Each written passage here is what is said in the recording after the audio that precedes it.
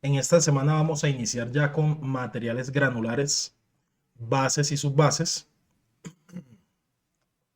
Sin embargo, encuentro importante y relevante hacer una revisión acerca de la interpretación de esta pantalla. ¿La pueden ver? Ahí cuando amplío pantalla. Ahí ven que se mueve la pantalla. Sí, señor. ¿Sí? El PowerPoint. Listo. Hacer una revisión de los conceptos para interpretación de los resultados de porcentaje de compactación, que es uno de los ensayos y si no el más relevante para efectos de control de calidad en campo de materiales granulares, incluyendo los materiales de relleno para la conformación de la subrasante y los materiales de subbase y base granular. ¿Por qué lo traigo a colación? Porque este ensayo, por un lado, requiere la intersección de varios ensayos al mismo tiempo. Se alimenta de unos ensayos de laboratorio, los cuales se contrastan con ensayos de campo. Y solemos tener típicamente errores de interpretación, controversias en campo por resultados aparentemente adversos. Y es lo que quiero que revisemos el día de hoy y que también cada uno, según el caso que revisemos, comparta si se le han presentado situaciones de acuerdo a lo que hemos conversado. Entonces, iniciamos con el ensayo de Proctor. Básicamente, en pantalla lo que tenemos es una curva de Proctor, que es Proctor, el ensayo de compactación de laboratorio, en el cual determinamos la relación que hay entre la variación de la humedad de una muestra de suelo o de agregado granular versus el grado de compactación o la densidad absoluta de compactación que se alcanza en función de esa humedad que tenga el material. Es decir, en esta curva de compactación, en todos los casos, tenemos la densidad máxima de ese material con una energía de compactación determinada. Todos son máximos e inclusive este máximo relativo. ¿Por qué digo que todos son máximos? Porque todos son máximos para esa humedad, es decir, para la humedad de 8.5 este valor es máximo. Lo que sucede es que este máximo principal, o que yo le llamo máximo relativo, es máximo con respecto a los anteriores, es porque se trabaja en una humedad óptima, ¿ok? Es decir, aquí se trabajó o es el valor de densidad que se obtiene cuando esa densidad alcanza ese óptimo de tal manera que este máximo va a ser mayor a los anteriores. ¿Qué sucede? En esta gráfica del ensayo de Proctor, tenemos una curva adicional que es la curva de saturación. Esta curva de saturación lo que nos indica es que cuál sería la densidad de ese material si con estos grados de compactación, si con este grado de compactación, perdón, si con este grado de compactación estuviera 100% saturado. Es decir, los vacíos adicionales que el material tiene en ese estado los terminamos de llenar de agua. Eso es lo que significa esa curva de saturación y vendría a ser la densidad máxima que podría alcanzar ese material si le adicionamos agua. Tenemos una curva adicional aquí y esta curva vemos que por un lado se eleva y se traslada también lateralmente. Esta curva se obtiene cuando se aplica unos métodos de corrección sobre los que vamos a hablar a continuación. No vamos a profundizar en cómo se hace el ensayo porque hoy no estamos hablando de cómo ejecutar ensayo de Proctor, estamos hablando desde la interpretación de los resultados. Entonces, esta curva adicional corresponde a cuando se aplican los métodos de corrección para efectos de sobretamaños. Es decir, que cuando el ensayo de Proctor se ejecuta, se retira de la muestra los tamaños máximos, típicamente mayores a 3/4, se retiran de la muestra, pero esos materiales, por ser materiales sólidos, siguen aportando densidad adicional a un material realmente compactado en campo. Pero el ensayo como tal no los tiene en cuenta al momento de la elaboración de los moldes. Entonces, cuando se aplica esa corrección de esa cantidad de sobretamaños que tiene la muestra, tanto en humedad como en densidad, se obtiene esta curva adicional, la cual nos da unas densidades superiores a las del ensayo de Proctor sin la corrección, ¿vale? De ahí que entonces la densidad máxima, seca máxima, real del material o corregida es mayor que la que se obtiene con el método directo sin aplicar la corrección. Y típicamente debería utilizarse esta densidad máxima corregida para efectos de control de calidad del material, porque en campo tenemos el material completo incluyendo los sobretamaños. Nosotros en esta especificación tenemos como ejemplo, porque también nos aplicaría todos estos conceptos en material de relleno y en los granulares en general, tenemos unos requisitos, que el porcentaje de compactación para bases y subbases se ejecuta por medio de estos ensayos, el 161, 162, 164, que ya los vamos a ver. Cualquiera de los tres, no es que tengan que ser los tres, cualquiera de los tres, ensayo de densidad de campo, y que para la especificación 2018, como se conoce popularmente, que es de nuestro curso ETIC01, el contratista por su parte tiene que hacer 5 mediciones cada 800 metros cuadrados. Concentrémonos aquí en el requisito. El requisito lo que establece es que se recibe para efectos de la base granular con un 98% de la densidad especificada en el ensayo de Proctor. Es decir, cuando comparemos la densidad de campo con el Proctor, ¿cuál Proctor? Debería ser el corregido. Cuando hagamos la comparación, mínimo debemos alcanzar en campo un 98% en las bases granulares, y en las bases granulares mínimo un 95%. Voy a revisar si alguien más ha ingresado y de pronto no le hemos dado permiso. A ver, admitir a todos. Jairo Giraldo. Listo. Sigo.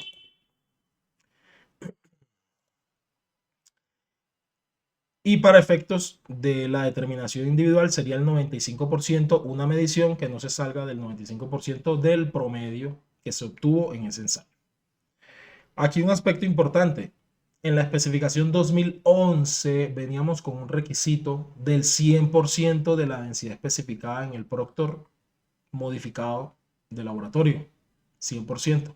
En la 2018, en la ETIC01, se bajó al 98%. En sus bases se mantuvo el criterio. Entonces, es un avance importante porque ese 100% tiene muchos problemas y es de los que vamos a hablar a continuación. Entonces, los métodos de ensayo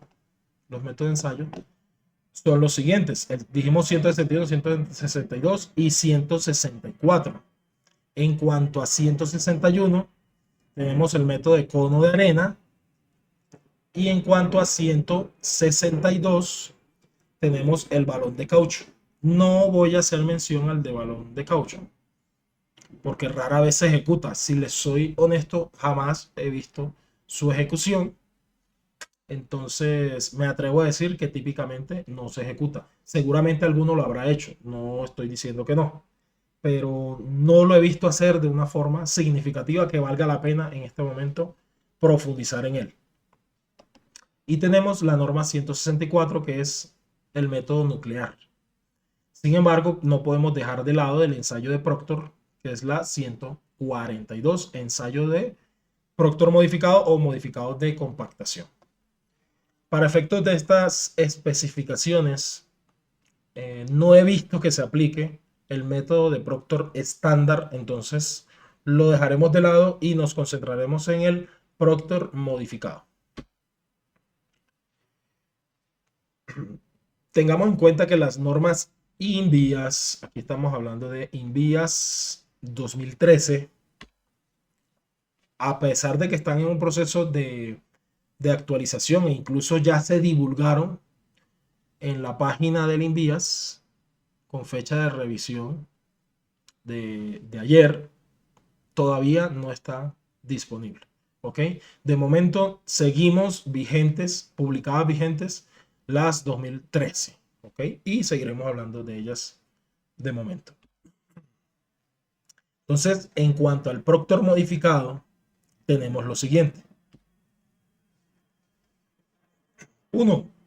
Los siguientes métodos de ensayo se emplean para determinar la relación, lo que dijimos al comienzo, entre humedad y peso unitario seco. Peso unitario seco. Me quedo en esta palabra, seco. ¿Por qué? Porque muchas veces tenemos ya un terreno compacto, y por alguna razón le llovió y no se han medido las densidades.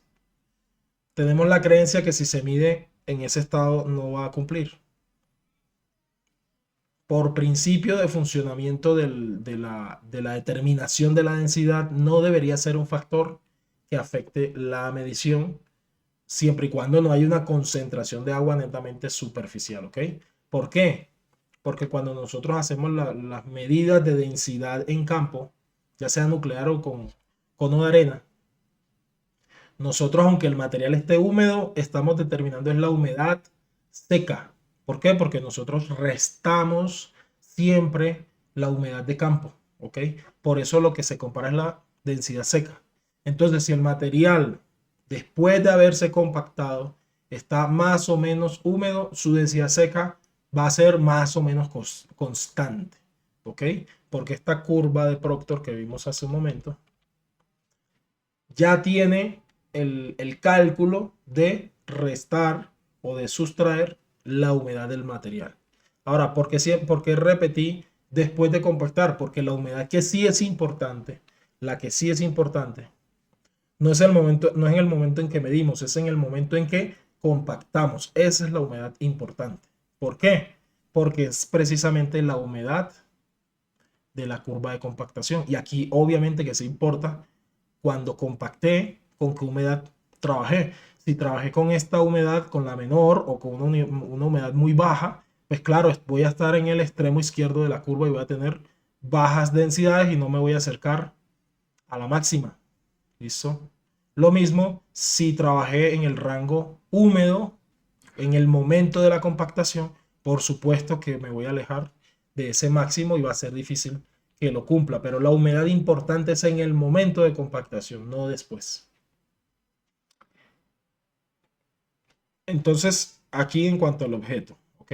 Para determinar la relación humedad y peso unitario seco de los suelos, curva de compactación compactados en moldes de distintos tamaños que se aplican según el tamaño máximo del material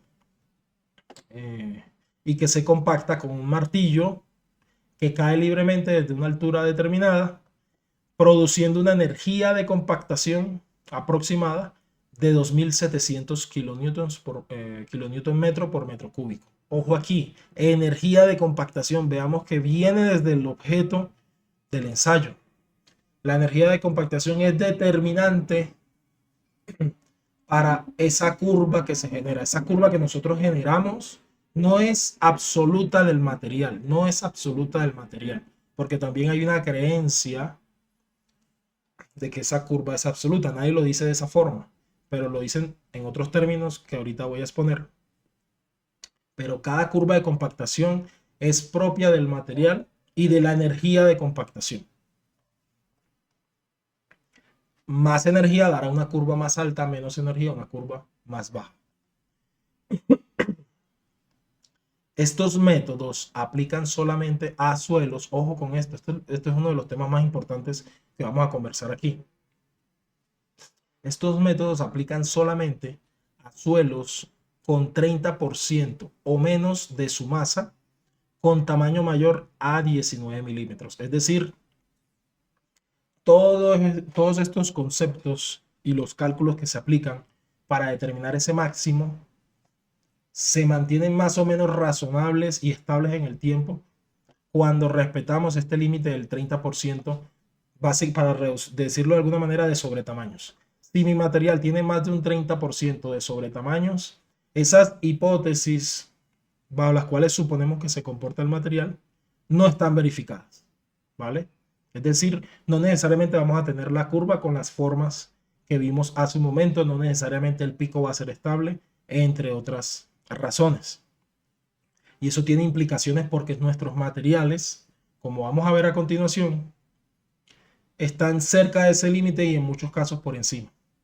Y a veces generamos discusiones en obra sin saber que siquiera que el material realmente no se comporta como se supone que creemos que se comporta.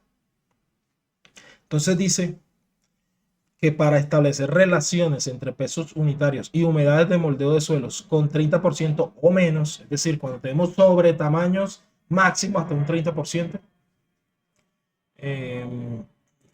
lo que vamos a hacer es aplicar unas correcciones por sobretamaños con las que vamos a obtener precisamente esta curva que mencionamos hace un momento. Solo si tengo sobretamaños de menos de un 30% del tamaño de la muestra, puedo aplicar lo que la norma me indica como corrección de sobretamaños y me daría esta curva. Si tengo más, no es aplicable ese método.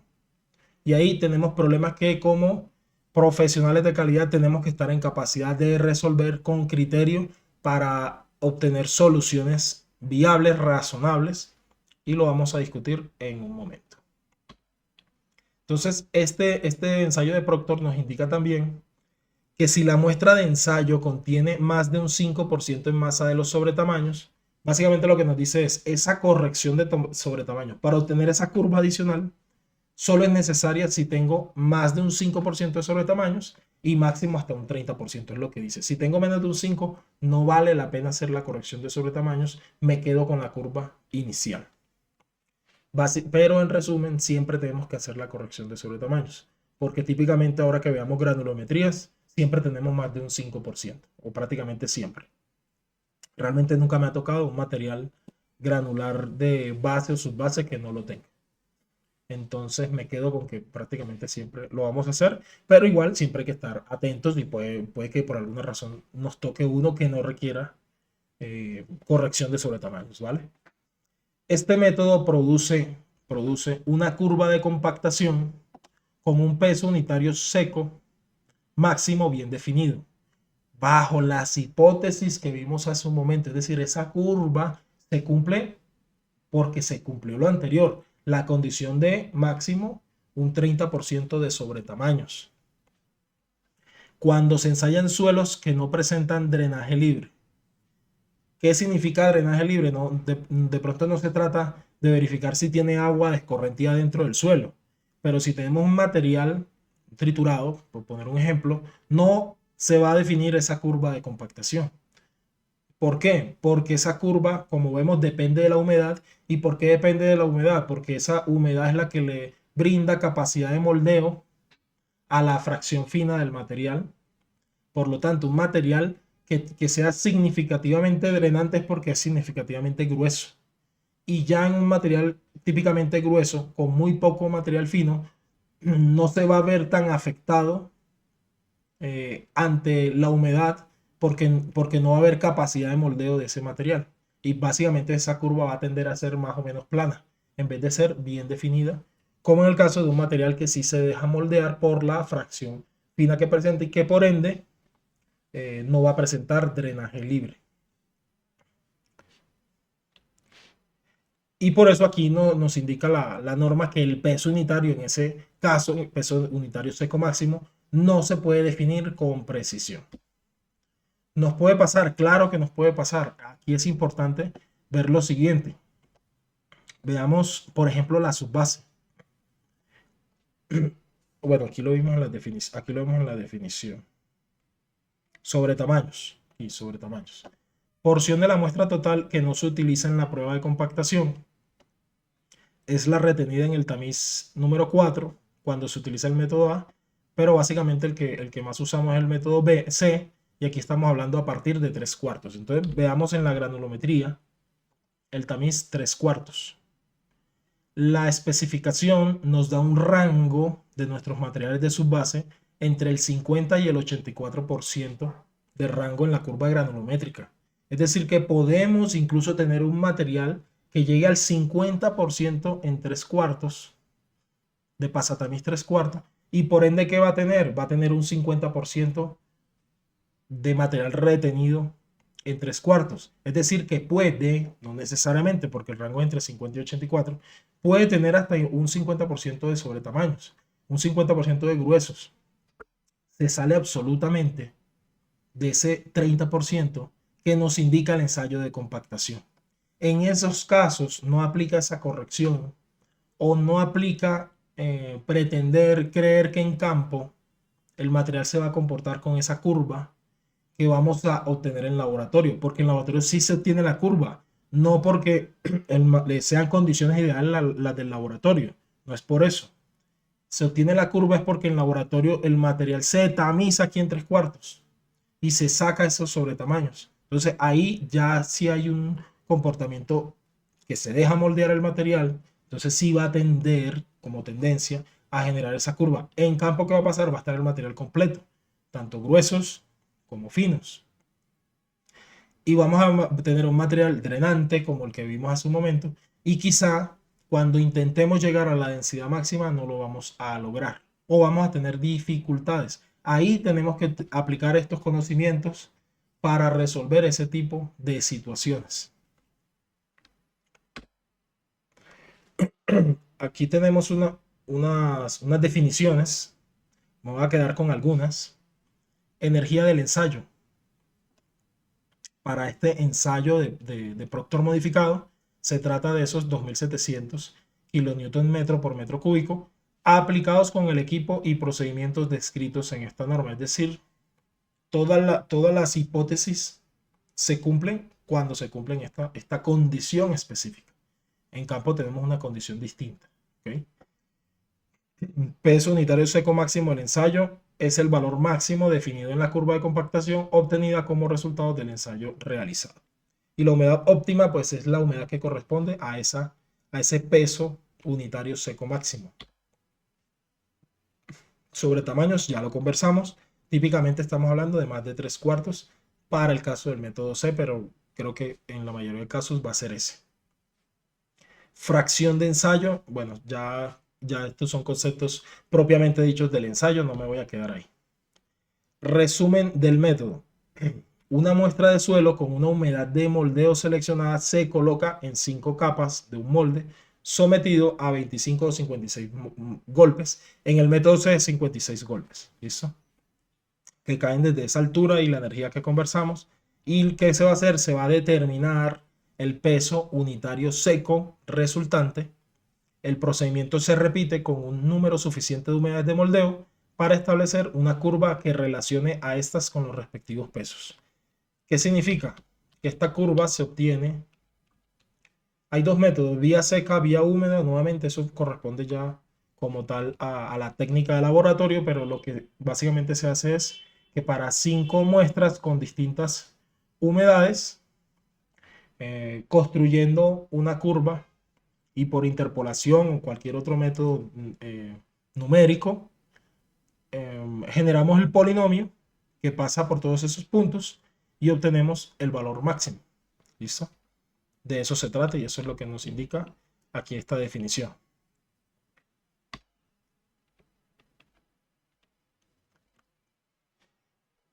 Esta curva se llama curva de compactación y su vértice determina la humedad óptima que revisamos hace un momento y el peso unitario seco máximo. Habíamos hablado de energía de compactación. Entonces aquí tenemos una gráfica importante aquí. Ojo acá. Aquí tenemos una gráfica que nos muestra curvas de compactación de Proctor estándar y modificado y la curva de saturación. Entonces, como mencioné en un principio, este comportamiento no es absoluto, es relativo a la energía de compactación. Entonces, en el ensayo de Proctor estándar o Proctor normal, tenemos una curva que es menor a la del Proctor modificado. ¿Por qué? Porque usamos una energía de compactación menor, ya sea en peso, en altura o en cantidad de golpes. Y en el Proctor modificado, pues precisamente se modificó. ¿Por qué? Porque se le aplicó más energía. y obtenemos una curva más arriba. Ahora, el material dice, no, yo solo me comporto como me comporto en el laboratorio cuando me ensayan con el producto modificado. No, el material se comporta como se comporta según su naturaleza. ¿Y cuál puede ser? Una curva más alta o más baja según la energía de compactación real que yo tenga. ¿Vale? ¿Y qué es lo que yo tengo en campo? Lo que yo tengo en campo son distintos aparatos de compactación. Aquí traje un ejemplo, pero podemos tener más pequeños o más grandes. Entonces, ¿por qué traigo a colación esto? Porque típicamente se da una discusión de si el material puede alcanzar o no densidades mayores al 100%. El 100% no es el valor máximo absoluto del material, no lo es el máximo del ensayo de Proctor modificado con esa energía de compactación. ¿Ok? Aparte de que es para el material que se ensayó. Yo, si tengo más energía de compactación, ya sea porque tengo equipos de compactación más robustos o si tengo una variación ligera en la granulometría, ya sea para efectos de que se afecte también la proporción de gravedades específicas del material, por supuesto que puedo tener densidades mayores a las del 100%. Ahora, del 200%, pues no, ¿vale? Pero sí las puedo obtener porque aquí me lo indica el principio bajo el cual se comporta el material. Menor energía, una curva menor. Mayor energía, una curva mayor. Tendré aquí un 100% y acá tengo un 100%. Cada uno con energías distintas. En campo puedo tener, si tengo mayores energías que las del Proctor modificado, claro que el material se me puede comportar por acá arriba. Lo que nunca debo superar o lo que nunca voy a superar es la densidad de la correspondiente a la gravedad específica. Aquí voy a dar un número aproximado, quizás es un 10 o un 20% más, pero la gravedad específica estará en torno a 2.7 o que haciendo la conversión tendríamos 2.700 kilogramos metro cúbico, etcétera, ¿vale? Hasta cercano a los 3.000. Eso sí es el máximo absoluto, porque ya aquí estoy hablando es del sólido sin vacíos, ¿ok? No el 100% del Proctor modificado. Eso es una creencia que está por fuera de lo que la teoría indica, pero también la práctica, porque todo material tiene vacíos. El máximo absoluto sería el material sin vacíos. Sin vacíos, inclusive por encima de la curva de saturación, porque la curva de saturación también tiene vacíos, solo que los tiene llenos de agua, ¿vale? Entonces, inclusive por encima de la curva de saturación, pero es una situación que nada tiene que ver con la práctica, porque en la práctica pues yo no le voy a eliminar, no voy a fundir la roca para obtener una roca sólida, ¿vale? Pero ese sí es el 100% absoluto, no el Proctor modificado. Listo. Aclarado lo anterior, la presencia de partículas mayores de 3/4, que nos indica la norma de ensayo. Aquí estamos viendo es INVIA 142, ¿vale? Recordemos que aquí estoy haciendo un paréntesis en estas normas de ensayo, no en la especificación, porque es un tema que tiene mucho de largo y es el ensayo que trabajamos todos los días en obra. O sea, no hacemos ni uno, sino varios cuando estamos en etapa de granulares y a veces desconocemos todos estos conceptos que no me los traigo yo, estoy trayendo la cita de las normas y cómo se comporta el material para estos efectos. Entonces, los suelos que contienen más de ese 30% de partículas superiores a 3/4 constituyen un problema. Para tales suelos no existe norma de ensayo en vías. Vamos a ver si en la nueva actualización están. Para determinar sus condiciones de compactación. En el laboratorio, la antigua práctica de reemplazar la fracción de tamaño mayor por otra más fina ha demostrado ser inapropiada para determinar el peso unitario seco máximo y la humedad óptima de suelos que contengan estas partículas de mayor tamaño. Entonces la norma tampoco les está dando una solución. Pues yo les traigo la solución. La solución es que para eso el IDU se inventó, afortunadamente, los tramos de prueba. Ahí, en tramos de prueba, ya no vamos a partir del ensayo de laboratorio, sino que partimos de la máxima densidad que yo puedo alcanzar en campo con mis equipos, con determinados métodos, con una cantidad de energía, ya sea en pasadas o en tiempo, según las condiciones que el experto en obra, que el inspector o el residente de obra establezca en su método constructivo. Y yo puedo en ese tramo de prueba, en consenso con la interventoría, esto no lo hice en ninguna parte, establecer un máximo. Ese es el máximo que yo alcanzo con este material, porque a partir de esta sobredensificación, el material se empieza a disgregar. Y con ese grado de compactación lo puedo establecer como el máximo y fijarlo como referencia en los controles adicionales que voy a tener.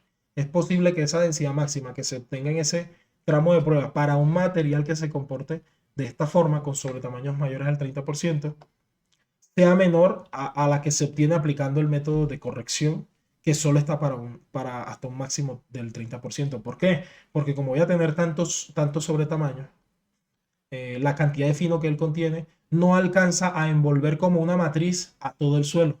Entonces, en vez de funcionar como una matriz de suelo fino con agregados gruesos, que son los sobretamaños, lo que voy a tener es realmente una matriz de agregado grueso friccionante entre sí, con ausencia aleatoria de fracción fina. ¿Es un material que incumple? No. ¿Por qué? Porque, como mencioné, está dentro de las franjas granulométricas de la especificación. ¿Qué tengo que hacer? Es adaptarme a esas circunstancias, identificarlas, estar atento, prepararme y tomar las medidas apropiadas. Ahora, ¿por qué nadie discute esto? Porque en la práctica mucha gente toma medidas, no quiero usar palabras fuertes, pero digamos que resuelven obra por fuera de lo que la norma nos indica. ¿Listo? Y usa métodos inapropiados. Y eso genera a la larga, si alguien hace un seguimiento riguroso, posibles incumplimientos, porque no hay cómo ocultar cuando un material no se comporta acorde a como creemos en la hipótesis que se iba a comportar. Un método para diseñar y controlar la compactación de estos suelos, bueno, aquí nos dice cómo o qué podríamos hacer para estos casos. Para estos suelos consiste en el uso de un relleno de prueba para determinar el grado requerido de compactación y el método para obtenerla. Entonces, ahí me equivoqué cuando dije que la norma no nos daba la indicación. Sí nos da esa indicación o nos da esa idea que coincide con la que les mencioné, que es aplicar el tramo de prueba. Entonces, vean que aquí lo que estamos haciendo es un relleno de prueba para determinar el grado requerido de compactación y el método para obtenerla, seguido por el establecimiento de una especificación de método, es decir, en nuestro lenguaje, que va a ser que a partir del tramo de prueba vamos a sacar una especificación particular para controlar la compactación. Una especificación de método contiene típicamente el tipo y tamaño del equipo de compactación por usar, el espesor de la capa, el rango aceptable en el contenido de agua y el número de pasadas. El éxito en la aplicación de una especificación de este tipo depende en gran medida de la calificación y la experiencia del constructor y del interventor. Otro método consiste en aplicar, ya no me voy a detener en este, básicamente es aplicar unos factores de corrección que nos dan estas referencias, ¿ok? Entonces tenemos que revisarlo. Pero mi recomendación es tramo de prueba. Si usemos factores, eso tenemos que aterrizarlo con el tramo de prueba. Degradación. Los suelos, este sería, digamos, otra condición, aparte de tener sobretamaños, otra condición que afecta al ensayo o que afecta también el control de compactación. Cuando el suelo es degradable, es decir, que aplicando la energía de trabajo que tengo, él se degrada, se fractura, etc. Entonces eso no se ajusta a las hipótesis necesarias para el comportamiento de ese material.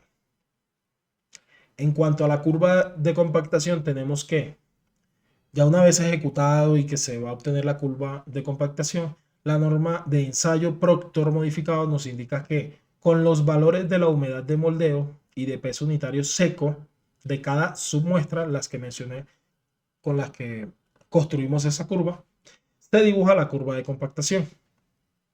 El contenido de humedad que corresponde al punto más alto de la curva se llamará humedad óptima, mientras que el peso unitario seco correspondiente a ese óptimo pues se denomina peso unitario seco máximo. Aquí nos da el ejemplo de la curva de densidad que se obtiene, y esta curva que cruza la curva de saturación, la cruza porque esta no es una curva de Proctor de densidad seca. Esta es la densidad húmeda sin calcular la densidad seca, ¿vale? Por eso es que corta. Si fuera una curva seca no la puede cortar. Así hagamos la corrección, ¿vale? Con la corrección quedaría por aquí la curva. Esto es densidad húmeda, pero la que nos interesa en el ensayo de Proctor es la densidad seca.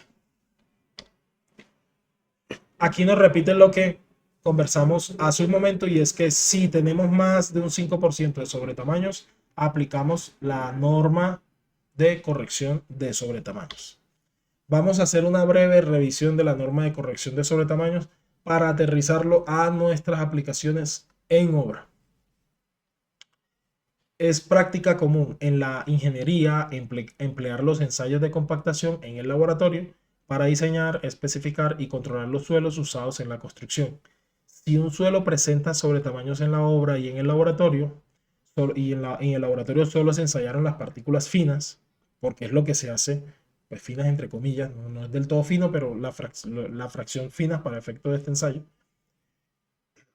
pues en campo vamos a obtener una densidad mayor. ¿Por qué? Porque tenemos partículas sólidas, compactas, adicionales a las que se ensayaron.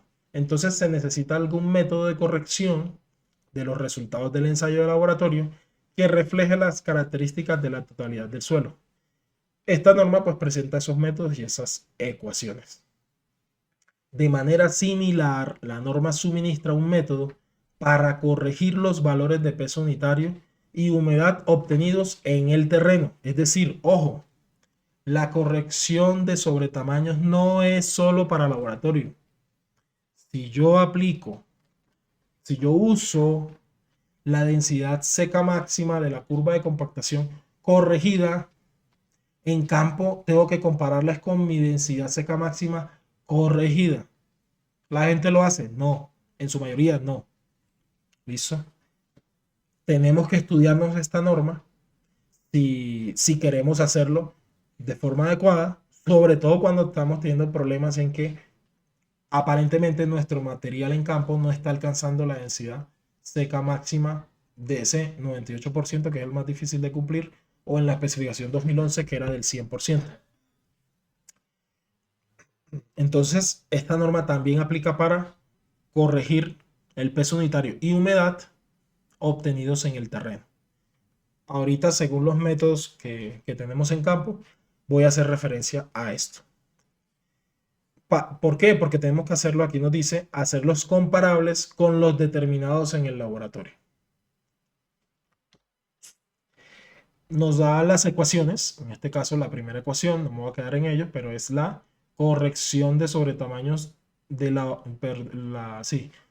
humedad corregida por sobretamaños en laboratorio, el peso unitario seco corregido por sobretamaños en laboratorio, y para el caso de campo tenemos la corrección del peso unitario y de la humedad para la fracción fina de una muestra de suelo, y nos indica que cuando se desee comparar el peso unitario y la humedad de un suelo compactado en el terreno que contenga sobretamaños con los resultados del ensayo de compactación realizado en el laboratorio sobre la fracción de ensayos sin sobretamaños, se aplica el procedimiento que se describe a continuación.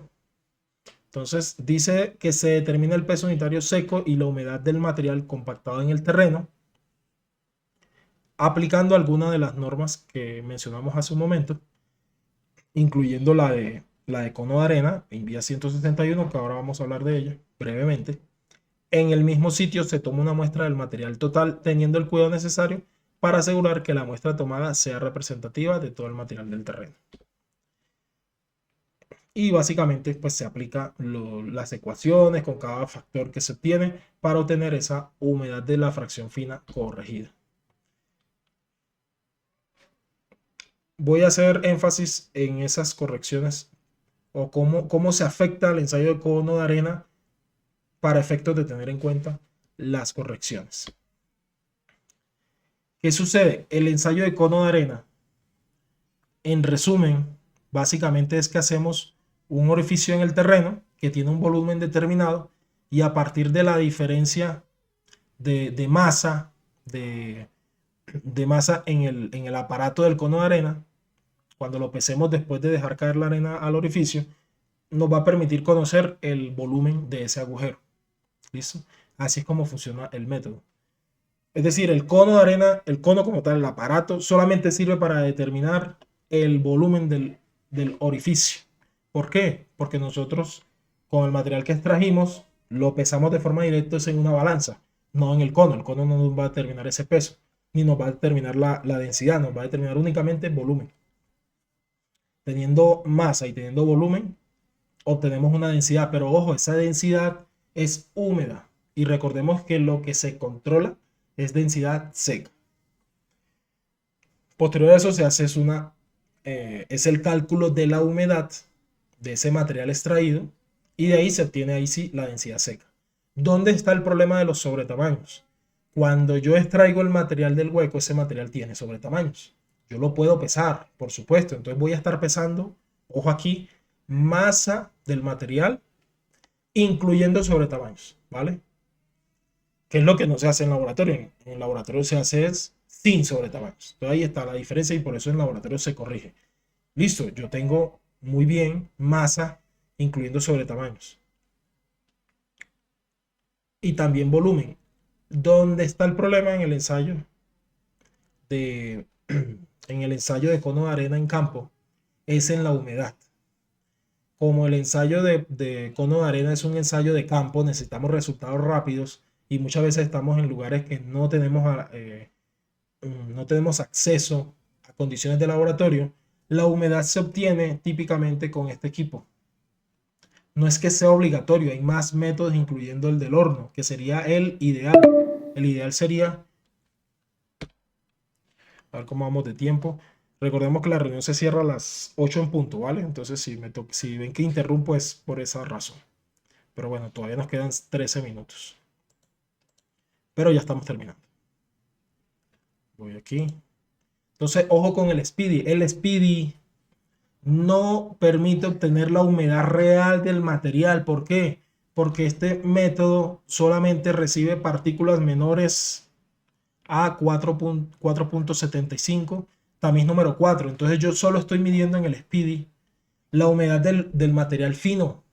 ¿Ok? Y el material fino, por su naturaleza, tiene más humedad que las partículas sólidas. Las partículas sólidas solamente pueden tener humedad muy superficialmente, mientras que el material fino va a tener humedad en todo su interior.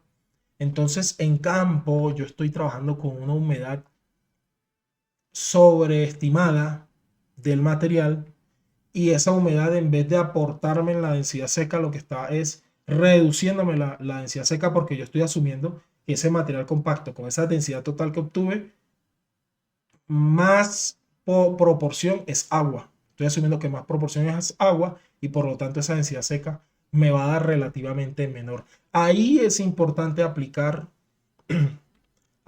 la corrección de sobretamaños en campo. No es sencillo, hay que establecer estrategias, ¿ok? Eso hay que estudiarlo con más detalle, no nos cabe en esta charla. Hay que hacer hojas de cálculo, hay que establecer variables, cómo uso la gravedad específica, porque ese también es un factor a considerar, etc. Les recomiendo, forma parte de este curso, si está por acá mi amigo Miguel. Con Miguel con Miguel Buitrago, hicimos un trabajo importante en ese tema. Entonces también para que lo conozcan y si en algún momento necesitan una ayuda, pues ahí tienen un experto en este tema. Prosigo. Entonces estábamos en cono de arena, humedad Speedy. Densidad nuclear, ya para terminar. En densidad nuclear tiene una gran ventaja y es que es un método mucho más rápido porque básicamente es directo. La demora es hacer el orificio por el que entra el sensor o la barra del densímetro y él nos va a obtener densidad total, es decir, incluyendo sobretamaños, y humedad total también de todo el material, fino y grueso. ¿Ok? Entonces, bueno, sí, entonces es el ensayo perfecto. No es que sea el ensayo perfecto, ¿vale? Pero considerando todas esas variables de sobretamaños, nos va a ahorrar mucho trabajo. ¿Qué sí hay que tener en cuenta? Que él no es un método gravimétrico como el que vimos hace un momento, es decir, las mediciones no son directas, ellas se obtienen precisamente como se indica aquí. Es un ensayo no destructivo. Es una técnica rápida no destructiva para medir en sitio la densidad húmeda y el contenido de agua en suelos. Entonces, básicamente, ellos funcionan, cualquier método no destructivo, típicamente funciona es por correlaciones, ¿vale? Funciones de forma indirecta. En la práctica, yo que he visto que eso tienen bastante buenos resultados, considerando todas esas excepciones que vimos hace un momento. Básicamente, el resultado va a ser bastante comparable a yo aplicar todos esos procesos que vimos hace un momento. ¿Lo recomiendo? Sí. Sí, porque lo que es humedad y densidad con las adecuadas calibraciones del aparato van de forma directa como densidad total, humedad total, bueno, esas dos variables. Recordemos que él mide densidad húmeda, ¿ok? Él no mide densidad seca, él mide densidad húmeda total del material, humedad del material, y ahí aplica la fórmula para obtener la densidad seca y es la que se obtiene. Con eso terminamos, con eso terminamos. Nos quedan unos entre 5 y 10 minutos. Me gustaría conocer su opinión. Si alguno tiene alguna duda, un aporte, se los agradecería mucho.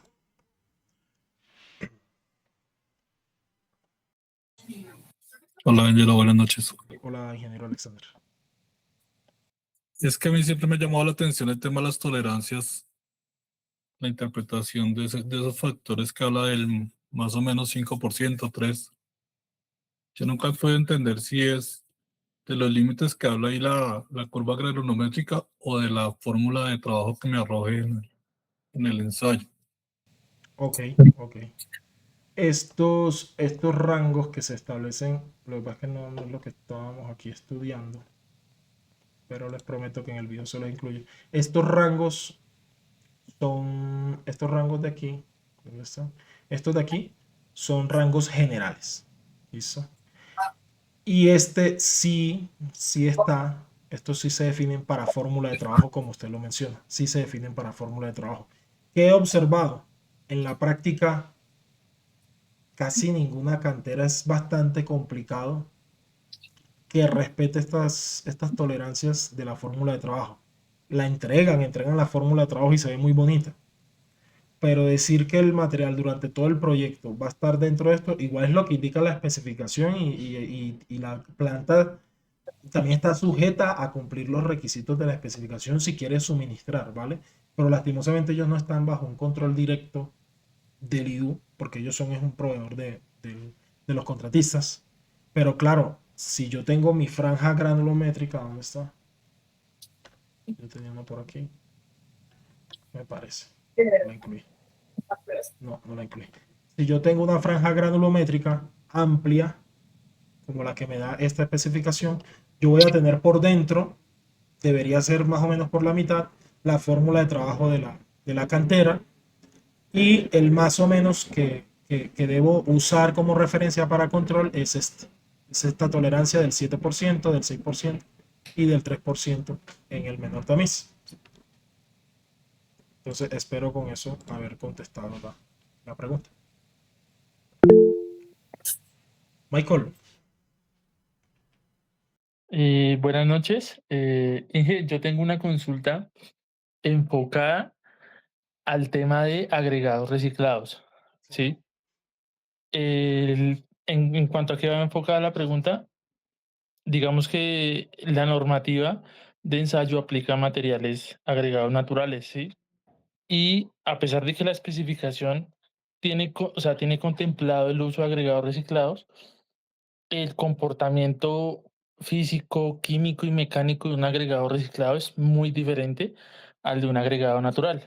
Sí. Entonces me gustaría como entender cómo poder tener el criterio en cuanto a temas de especificación y temas de normativa de ensayo, de correlacionar un agregado natural en este caso con un agregado reciclado en materia de control, en este caso el control de calidad.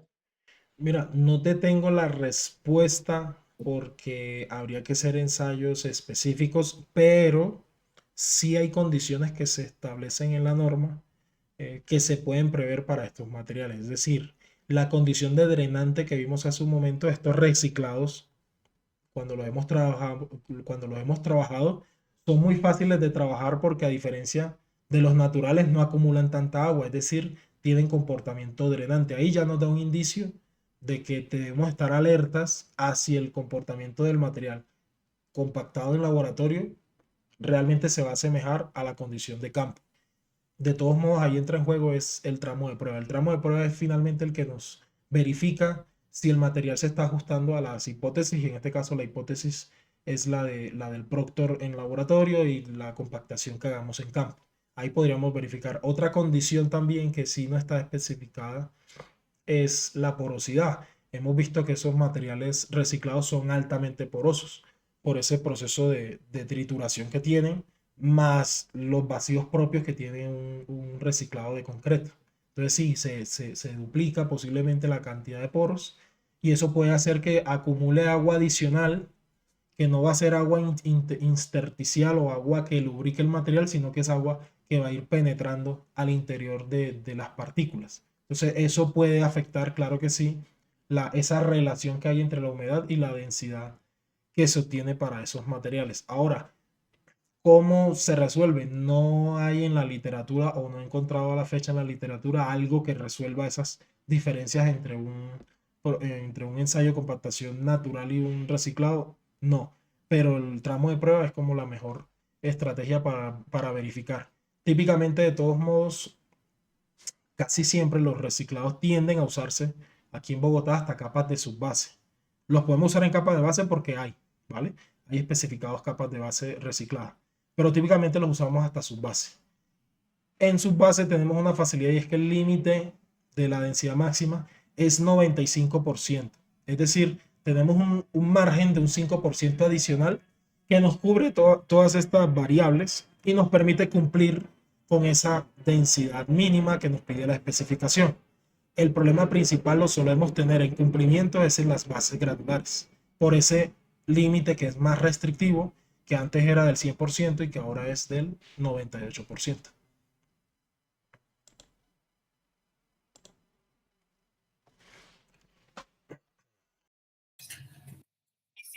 Retomando el tema de la corrección, entonces lo que se entiende es que sobre estas curvas siempre va a haber, siempre toca hacer corrección. Sí, señor. Hay que tenerlas en cuenta. Simplemente por los rangos que tenemos en las curvas, sí o sí nos entraría, la corrección porque es que en tres cuartos, la base, la primera, la base 38, tenemos entre un 60 y un 88. Es decir, si estamos aquí en este 88 no vamos a requerir corrección. Mentira, sí, porque la mínima corrección se aplica a partir del 5%. De pronto sería en este 98%. Si estamos cerca de ese 98, prácticamente no aplica corrección porque tenemos en sobretamaños menos de un 5%. Se va a cerrar la llamada, entonces con eso ahí termino, ¿vale? Solo hay un caso muy excepcional, ¿ok? Que es que estemos por menos de ese 5% en sobretamaños y solo se da en la BG 25. Nos vemos, chicos.